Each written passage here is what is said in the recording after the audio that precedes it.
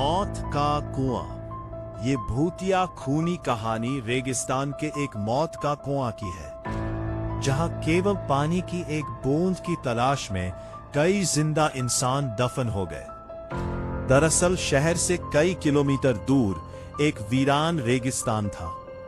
रेगिस्तान के आसपास कुछ ऐसे रहस्यमयी जगह थी जहां खनिज पाए जाने के संकेत मिले थे, जिसकी लालच में कई लोग उस रेगिस्तान में जाने की कोशिश करते थे और रेगिस्तान की रेत में कहीं खो जाते थे। हालांकि कुछ लोगों का अनुभव वहां से वापस आने का भी था, लेकिन वो रेगिस्तान के ज्यादा अंदर तक प्रवेश नहीं कर पाए थे, इसलिए उनकी किस्मत अच्छी थी।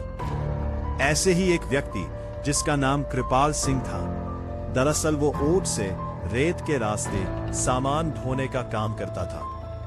एक दिन गलती से वो भटककर मौत के रेगिस्तान के करीब पहुंच जाता है, लेकिन उसका ऊंट आगे नहीं बढ़ता और वो वापस लौट आता है। कृपाल सिंह ने भूतिया रेगिस्तान की खूनी हलचल महसूस की थी।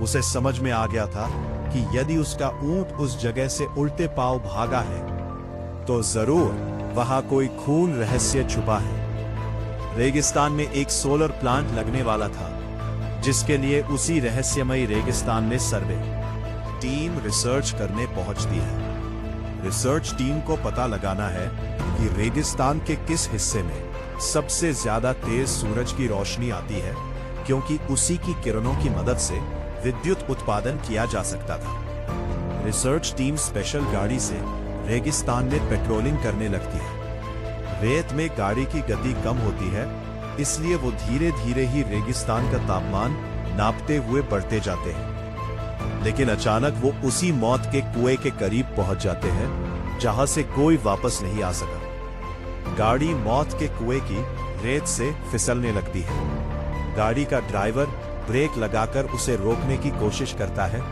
लेकिन कुएं की ढलान की वजह से वो संतुलन खो देता है और गाड़ी मौत के कुएं में समा जाती है और हजारों टन रेत गाड़ी को दबा देती है। यहां कंपनियों को सूचना मिलती है कि उनकी गाड़ी का कोई पता नहीं चल रहा है। कंपनी के अधिकारी सैटेलाइट पिक्चर मंगवाते हैं ताकि उन्हें ट्रैक किया जा सके, लेकिन ताज्जुब की बात है कि एक वक्त के बाद सैटेलाइट पिक्चर में भी उनकी गाड़ी नजर नहीं आती।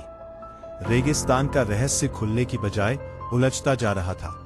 पैसे उस प्रोजेक्ट में लगे थे, इसलिए उन्हें किसी भी हालत में सर्वे पूरा करना ही था। कंपनी के अधिकारियों को पता चलता है कि कृपाल सिंह नाम का एक व्यक्ति उस सैटेलाइट पॉइंट से आगे तक जा चुका है, जिसके सबूत वीडियो में है।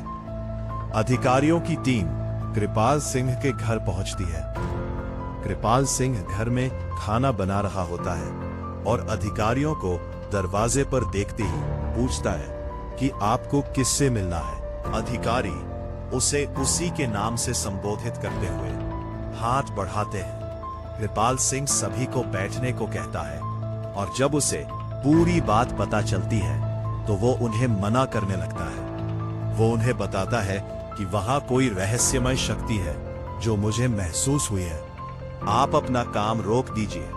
लेकिन कंपनी के अधिकारी कृपाल सिंह को मोटी रकम की लालच देते हैं और उसे अपनी रिसर्च टीम का हिस्सा बना लेते हैं। कृपाल सिंह काफी समय से बेरोजगार था और उसके सर में कई लोगों की उधारी थी, इसलिए मजबूरी में उसे रिसर्च टीम का हिस्सा बनना पड़ता है। वो ज्यादा पढ़ा लिखा तो नहीं है, लेकिन वो रेत का बादशाह है। उस रेगिस्तान में कृपाल सिंह से ज्यादा कोई नहीं गया था, इसलिए उसे कुछ लोग रेगिस्तान का जहाज भी कहते थे। दोबारा से रिसर्च टीम उसी दिशा में गाड़ी को आगे बढ़ाती है, लेकिन कृपाल सिंह गाड़ी के आगे आगे ऊंट से चलता है। उसे पूरा यकीन है कि खतरा समझ में आते ही उसका ऊंट उसे आगाह कर देगा। इस बार कृपाल सिंह काफी आगे तक बढ़ता जाता है, लेकिन ऊंट कोई प्रतिक्रिया नहीं देता। कृपाल सिंह को संदेह होने लगता है कि कहीं ऐसा तो नहीं कि इस बार ऊंट को पता